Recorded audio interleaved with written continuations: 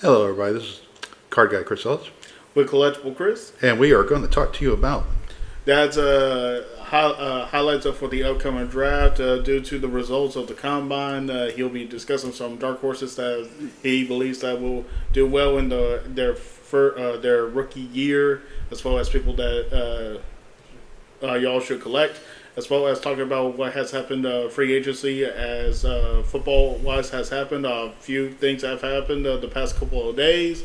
And thank you, TikTok, as well as ESPN, for notifying us. So, Dad, what did you think of the combine? No, I thought it was pretty interesting. It was good. I mean, Saturday with running backs, quarterbacks, and wide receivers, it was a longer day Yeah. than most of them. But a lot of guys had some good showings. So I'm going to go with. I'm not putting any of the Texas or Notre Dame guys on the top 10 to collect because I'm collecting. But I will say out of the list, I will say who I would think you should collect out of those. For sure, Xavier Worthy, the wide receiver from Texas who ran a 4.21. He had a good showing. Of course, Robinson from Texas, the running back, was decent. But of course, Brooks of Texas, who is still hurt, he hurt himself. And of course, we know when during a game in college. He's the top running back, still projected. Of course, he'd be a good one. John Alt from Notre Dame, offensive tackle. Fisher, Notre Dame, offensive tackle. Of course, you got Sweat and Murphy the second from Texas. They're both defensive tackles that look really good. So those are guys that definitely out of those for sure. Hartman, I'm going to collect. I don't know where he's going to get drafted. He'll probably get drafted in later rounds, but he'll probably end up going to a good team. So here are the guys I think for sure. Number one, I'm putting Marvin Harrison as wide receiver. Of course, Xavier would be in the top 10, but these are guys that are going to be not from Notre Dame or Texas. I'm putting him at number one. Number two, I'm putting the best tight end on the board, Bowers from Georgia, as number two. He had a good showing. I think he'll do really well. It's going to be exciting where he goes. Number three, I'm going to put Nate Wiggins from Clemson. Ooh, okay. He had a good showing. He's actually the number two tight end behind McKinstry, I think, is the guy that they got. But I'm putting him at three. My number four is a guy who showed out, ran a 4.44, and had a great combine for the linebackers. And Pat Wilson from NC State. He's a dark horse. I'll agree with that. He had a good showing. A lot of his tackles were made after the fact. Like if a guy broke the line and got through, he was running people down. Has good wingspan. Has a tough, very tough motor. It kind of reminds you like Brian Urlacher. Just has that range. Yeah, exactly. Number five, I'm putting Mays. Drake. Is it Mays or Mayo? May. It's just Drake May. All right. Why did I put? Okay, Drake May. Sorry, from UNC at 5. He looked really good. Another guy that looked really good, who I was almost cracked my 10. Well, two people almost cracked my top 10. McCarthy and Phoenix Jr. both had great combine showings. Phoenix was making all the throws like he was all year and stuff like that. So I'm looking at that. Number 6, I'm putting Corum from Michigan. The guy looks like a freaking little pinball on the field. He just rolls over. He's small, so that's going to hurt him. He's not the biggest, but number 6. But my dark horse out of the running backs is, of course, Frank Gore Jr. had a good combine. So number 7, I'm going with Jermaine Trotter Jr. from Clemson, linebacker. He had a good showing. There was a lot of father-son showings that were good. Number 8, I'm going with Aduzzi from Washington, another wide receiver. Wide receiver core this year, I think, is going to be good. No, it's gonna be tough. For Um, sure. But my dark horse at wide receiver is Braden Rice from USC. And yes, that is the son of the great Jerry Rice. So he had a good combine showing too. But I think he's going to be a dark horse. He's going to be one of those lower tier drafts. But, hey, he comes from great lineage. So that's good. A little bit quicker than his dad, Yep. but not as good with route running like his dad was. I like the quarterback he had. You had to readjust your route anyway. So. No. Tupelo Zutu, defensive end. He's also known as a linebacker in some areas. From Washington is number 9. That guy's going to be awesome. I think he's just going to be in another. And number 10, a guy that showed out, but he with very dark horse candidate. But it's Todd Knight from UTEP. Oh. He had a good showing. So I think from there, if you look at it, some of these guys raised their draft stock. I think McCarthy raised his draft stock the 4 games he played, all year, but basically the whole, pool. But there's a lot of good players. Like I said, there's a lot of good guys to collect. I just put those guys as my top 10. We already know about, the others and some guys didn't participate. I'm not going to give them high grades or anything for participation trophy for just showing up. A quick question for you, Dad. Mm-hmm. Caleb Williams not throwing at the combine, did that hurt him or really just didn't do anything about his draft stock? The only thing he did was interview. And all he said was, I didn't have to throw. I just watch the tapes and you'll see what I can do. I think he'll end up throwing at the Pac-12. I think the Pac-12 is doing a combine with all the players. Okay. So I think he might throw with his own people that he had. So but I think a lot of people have him as the number 1. Though I was hearing a lot of talk that there are some teams that thought LSU's quarterback can be easily the number 1 pick, which I think is a mistake in itself. But hey, and with the way some of the releases went, there's some new teams now looking for quarterbacks. Yeah. So and actually, that's a good segue. yeah. Unfortunate news though for Broncos fans and. Really, if you're just a fan of this guy, Russell Wilson was released by the Denver Broncos, which I think was unfortunate. Sean Payton does not like dealing with rookie quarterbacks. He never has his whole career. Always wanted veterans because at least they know how to game manage and be on the field. So Denver's office is going to be a little interesting how they're going to go forward with all that. I really don't know what they're going to do about it. So you got some quarterbacks that are on the free agent market. That's true. Not Joe Flacco, so. But I don't think Flacco wants to go back to Denver either. So. No. Congrats to Mike Evans staying in Tampa, a 3-year deal. Did he? Yes. Oh, okay. Evans signed a 3-year deal. I just cannot remember how much it was. That's good. But Evans is staying a good. Still a good target. Always averaged 1,000+ yards every year. Multiple Pro Bowler. Honestly, future Hall of Famer. Easily. Him and Keenan Allen, 2 of the most underrated wide receivers that always gives it out to their teams. And even Keenan was on pace for being 1,000 yards per year too. But of course, injuries happened on him. Josh Allen, the linebacker Josh Allen, got the franchise tag for the Jacksonville Jaguars. Smart move. Josh Allen is a great player, great defensive linebacker. I understand why he got the tag over some of the players. If you think of franchise players right now, I think Allen is the franchise player for that team. Michael Pittman Jr. also got the franchise tag with the Colts. I personally did not agree with it. Honestly, if the Colts kept Leonard, I would have said Leonard would have been the franchise tag. But the fact that this is the first franchise tag the Colts has had since 2013, since Pat McAfee, it speaks volumes. Pittman is a decent wide, still needs time to grow. So, Pittman being a young guy, a young target for Richardson or even Minshew is good. Dalton Schultz signed a 3-year deal, $36 million contract with the Texans. That was the best idea for Stroud, having a big body to throw to.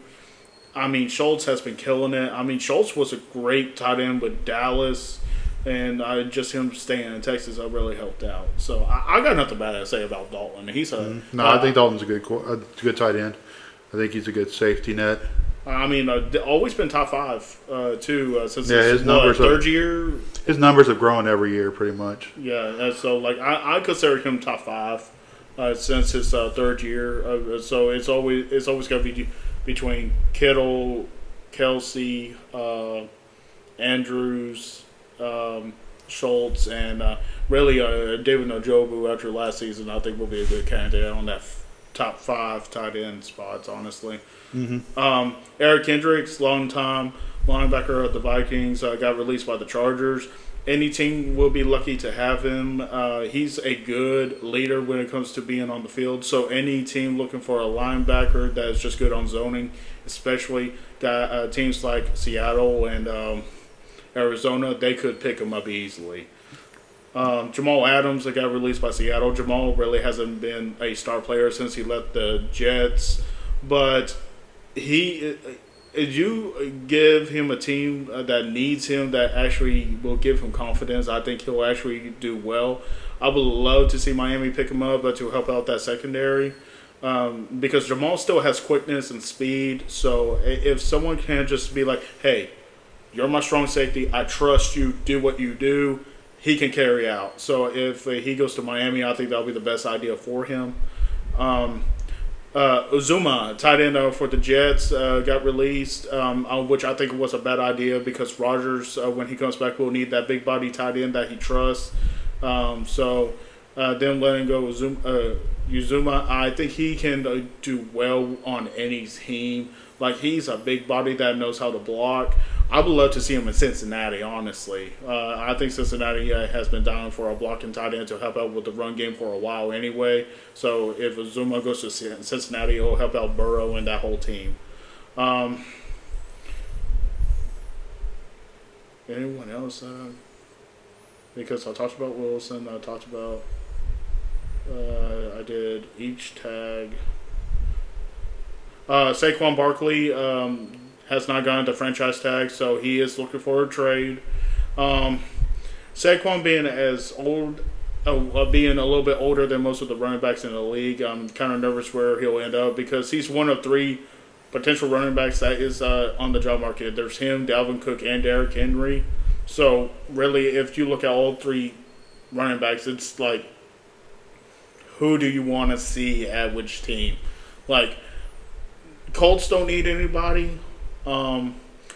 Cowboys could use a decent third down power back, honestly, and you can either go with Henry or Cook on that. There's talk Tony Pollard might not be with Dallas much longer. Yeah, because I think they were worried about his prone to injury, right? Was it that, or because I don't know the full story on that one? Yeah, that's just one of those things. Maybe Brooks Robinson gets drafted by Dallas. Have a Texas boy stay in Texas. But I could have sworn that was another thing. Well, Kelsey officially retired. Oh, yeah, Jason Kelsey officially retired. Travis being with his brother during the press conference. Jason, being the guy he is, tried to make it funny, talking about his career and everything, being with his teammates. I mean, former Super Bowl champion, drafted by the Eagles, remained an Eagle his entire career. I'm really worried for the Eagles now because that's really the heart and soul of that team. Like, when you watch Jason and Travis's podcast, you're like, Jason is so serious, like, and now I get to see him being funny. Like, Jason is the kind of player that you want in that locker room, and I really think Philadelphia is gonna get hit hard, having a big shooter field because really no one matches the energy like Kelsey. in my opinion. So, a very big hit to the Eagles. I honestly thought Jason had 2 more years left, and the fact that Fletcher Cox is still under contract with the Eagles, it says a little bit more. But not Jason, heck of a career. Honestly, a lot of centers don't get picked to be in the Hall of Fame, but I think you are a future Hall of Famer due to the fact that how many All Pros you've done, Pro Bowls, especially just the fact that you just do so much for a offensive line behind being in front of and protected quarterbacks like you protected McNabb for a second, you protected Vince Young, you protected Mike Vick, you protected Gardner Minshew, Jalen Hurts, Nick Foles, not Matt Barkley, number 4, Kevin Kolb. I mean, you did so well for a lot of quarterbacks, protecting them and calling up plays from the line. So, Kelsey, congrats on a long career, man. Yeah, I mean, it's just, the season's going to be interesting, especially with the free agency start next week, Monday. I think it's Monday. And then it'll be, the draft, which will be interesting, especially with trades and everything, because I think there will be several trades done between here and there. Because now Caleb Williams is either going to Chicago, he might be going to Arizona, he might be going to Denver. I mean, sky's the limit for Caleb Williams right now, even though I still think he's not the number 1 pick. So, if someone goes with Jalen Daniels over Caleb Williams, it would not surprise me. But if you want to go with the number 1 pick in the draft, I still think the number 1 draft pick should be Marvin Harrison. Yeah, what number was he on your top 10? No, he was number 1 on mine. Okay, so we both have. Because of collecting wise and I'm a Marvin Harrison fan, and just the fact of what Junior did in Ohio State, and Junior has a little bit more height than his dad was, but his dad was strong. Yeah. So, his dad was a little bit more muscular. Junior's quicker by, what? It was, 0.112? Yeah. Due to their combine numbers. So, Junior is like his dad. But you put Junior on any team, it's going to be scary. So, I would love to see Harrison be in Chicago, be with Fields, or even have, if he gets drafted at 3rd, that means that Arizona would have him, right? No, that's 4. 4, yeah, but I don't think Harrison gets picked out of the top 5. The steal of the draft will be Xavier Worthy. Which team is going to get him? And honestly, it'll be funny if it's Miami. They'll have the fastest team in all of frickin' football. Yeah. So I mean, it's all there. But cards hopefully will soon be coming out. Of course, you got the Panini draft picks if it comes out this year. They'll definitely be the first ones. I mean, Sage, of course, has already come out with their stuff, and Leaf. So. And a lot of people don't like Sage and Head just because they're in college uniforms and all that, but they're still rookie cards. They're still good if you're just wanting stuff for your PC. Don't knock on it. And if you get a low-numbered autograph of a player you like, I mean, that's great. Get it graded. Have a nice piece for your collection. Yep. So, but I got nothing else. You got anything else? I do want to give remembrance to WWE legends, and actually one honestly big thank you to a modern day legend. Sure, I mentioned that last week, but it slipped my mind. 2 wrestling legends passed away. Ole Anderson, one of the original members of the Four Horsemen, along with the Arn, his tag team partner and former tag team champion with Flair, JJ, and the Tully. That's right. Tully was the television or U.S. champ. Television champ. Ole Anderson, just a rough and tongue brawler. Could grapple if he needed to. Just watching highlights, he was just what I consider him like a mad dog, dirty type of wrestler. Of course, controversy dealing with race and everything, and you can hear that from Teddy Long interviews, how all treated black talent, black wrestlers, black workers. But just watching old tape, all was a good storyteller that just knew how to be rough when he needed to be. So all will be missed definitely by legends. And Virgil, one out of a few people that could say that was the $1 million champion. Big part of that storyline with Dusty Rhodes, Ted DiBiase, was part of the NWO, but honestly, when he went to the WCW, he really didn't do anything. Even though he was a valet, he was actually a pretty entertaining wrestler when he got in the ring. Knew how to drop kick, knew how to wrestle, knew how to show emotion. I knew Virgil from the WCW days, so very sad for the family and all. So I'm just gonna leave it at that for Virgil. Any on them two? No, I mean, Ole being with Gene Anderson and then Arn, and then, doing, classic feuds with Rhodes and, the Rock and Roll Express and the Road Warriors and everybody, and Dusty. So, yeah, Virgil was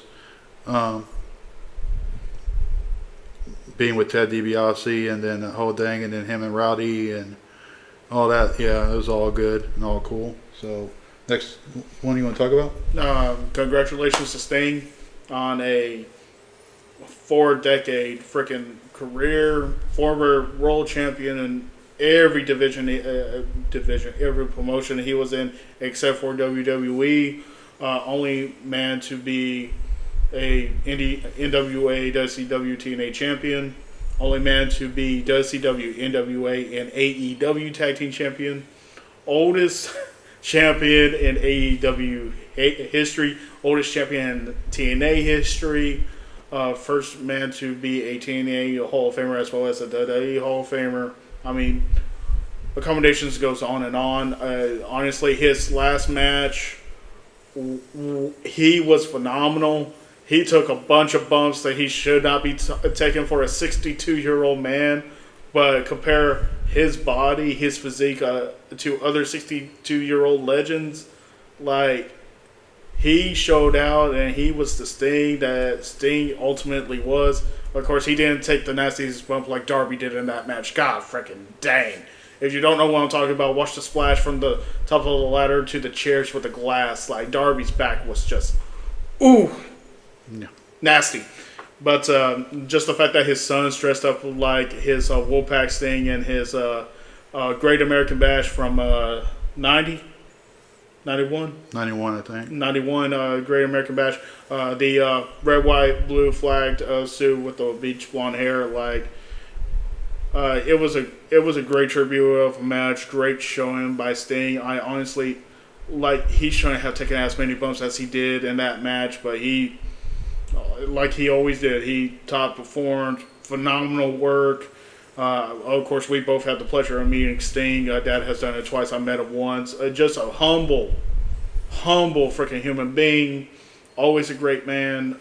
We really cannot say anything, but thank you, Sting, for a wonderful career and being the performer that you are. Yeah, there's a trinity of wrestlers that I have, and it's Taker, Brett, and Sting. And Sting will always be one of those guys you just watched, and it's like, oh, wow, that's awesome. And then see his evolvement of his character and him over the years is just one of the great things about, the sport of wrestling. And for him to go undefeated in AEW at 28-0 and not, and not lose a match, and him and Darby be one of those tag teams that's just great to watch. It was pretty awesome. Cannot forget the entrance at Wembley. Nope. No, the Wembley entrance was awesome.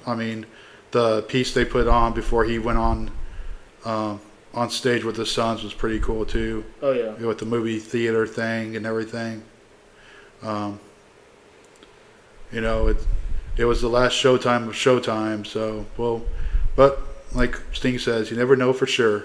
So I think that is his final match. I think he's going to be glad to be away from, the constant pounding of his body after all these years. But he did one heck of a job. So I got nothing but the much respect in what he did the other night, and the ended in Greensboro where him and Flair had a 45-minute time limit draw for the world title, and then to end it there as a tag champ.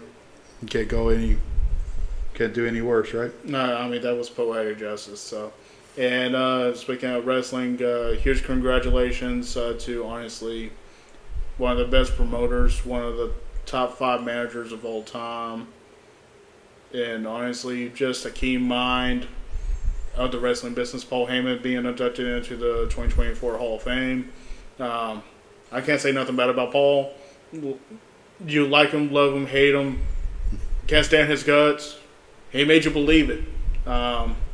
Honestly, Paul Heyman, I'll remember him more during the Invasion storyline thereon because, of course, I watched early 2000s WWE more than anything. Just his passion, and when he got on the mic, he spoke from the heart. And of course, his time being the advocate to the wise man, like he knows how to get this. He knows how to get through the audience. My name is Paul Heyman. So like Heyman learned from Dusty. Heyman honestly was a great promoter, even though like he did not have the budget. He did everything he could to make it work for ECW. Like Heyman has delivered a bunch for the wrestling business, and the fact that he continued to do it from the 80s till now is still phenomenal. Mm-hmm. Yep. And Nakao, the female wrestler from the 80s, is going in, so that's really cool. The Japanese wrestler that dominated in Japan in the 80s that had that major feud with Alundra Blaze, former WWE champion, is finally going in. She finally got her flowers. She definitely deserved it. Honestly, she's been deserving it for a long time. Honestly, her and Alundra should have gone at somehow the same time. But just the fact that Heyman and her are going in now, it's definitely a testament. So, yep. Both full deserve men. Yep. So. Especially in female wrestling. Oh, I mean, her and Medusa in the 90s. They had some classic matches. And so it's going to be interesting. It's next though. So far, they've had a good picking for the Hall of Fame. Yeah, I mean, but everyone has been saying that Batista should be in the Hall of Fame. He was supposed to be in the Hall of Fame 2 years ago, but due to COVID, he really wanted to thank the fans personally. And I know he has room for the schedule now to do it. So if Batista gets in now, it'll be great. Because if Heyman's the show attraction for this year's Hall of Fame, I won't be bothered by it, considering the fact that he has done so much for the wrestling business. Mm. So, it'll be interesting to who else they put in the Hall of Fame, because I did not expect those two. And I know a lot of people have been pushing for Bray Wyatt, Wyndham, to be in the Hall of Fame just because of how much he's done. But who knows? Maybe it'll take another year or so, like how Eddie's was when he died back in 2005 and got inducted in 2007. So it might be another year until Wyndham gets in. Yep. But I got nothing else. You got anything else? Not at this time. All right. This is Card Guy Chris Ellis. Well, Collectible Chris. And we'll be talking to you next week. Bye.